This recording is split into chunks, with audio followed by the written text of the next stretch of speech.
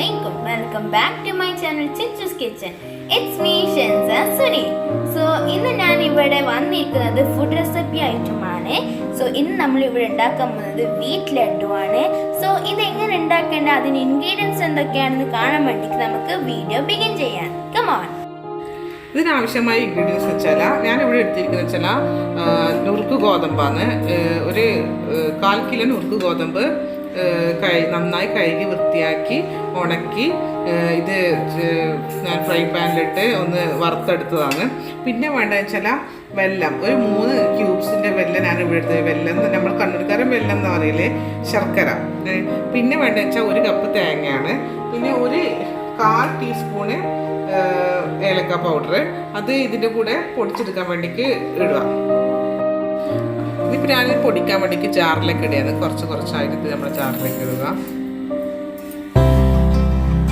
നന്നായിട്ട് ക്രഷ് ചെയ്തെടുക്കണം.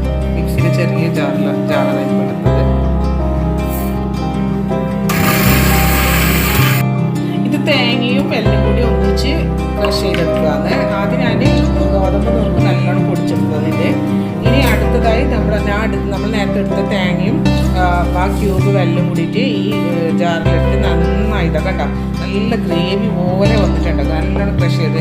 ഇനി അടുത്തെന്ന് വെച്ചാൽ ഇത് മിക്സ് ആക്കിയിട്ട് ഓരോ ബോൾസ് ആക്കിയിട്ട് എടുക്കാൻ. ഓക്കെ, അതിനെ കാണിച്ചാൽ നമ്മൾ ഗോതമ്പ് നുറുക്കുണ്ട്, അതായത് റെഡി ആയിട്ടുണ്ട്. ഇത് ഞാൻ ചെയ്തതെന്ന് വെച്ചാൽ എല്ലാം പൊടിച്ചിട്ടുണ്ടെങ്കിൽ ഞാൻ നേരത്തെ കാണിച്ചത് എല്ലാം പൊടിച്ച് നല്ലോണം ഒന്നും ചേർക്കാണ്ട് നന്നായിട്ട് നമ്മൾ കൈയോട് ആ പൊടിയും ആ തേങ്ങയും ആ വെല്ലെല്ലാം ക്രഷ് ചെയ്ത് അതിൽ മൊത്തം ഒന്നിച്ച് കുഴച്ചിട്ട് ഈ സൈസിലാണ് എടുത്തത്. ഈ സൈസ് ബോളാക്കിയിട്ട് നമ്മൾ ഈ ഗോതമ്പ് നുറുക്കുണ്ട് ഇവിടെ റെഡി ആയിട്ടുണ്ട്.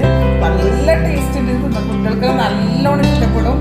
സൂപ്പർ ടേസ്റ്റിയാണ്. നല്ല നമുക്ക് ഈവനിങ് ചായയോട് നല്ല സ്നാക്സ് ആയിട്ട് ഇത് കഴിക്കാം. അപ്പോൾ എല്ലാവരും ഇതൊന്ന് ട്രൈ ചെയ്യുക. ഓക്കെ, എല്ലാവർക്കും ഇഷ്ടപ്പെടുന്നതാണ്. സോ ഇങ്ങനെയാണ് നമ്മളൊരു വീറ്റ് ലഡു ഉണ്ടാക്കുന്നത്. ഇത് വളരെയധികം ടേസ്റ്റ്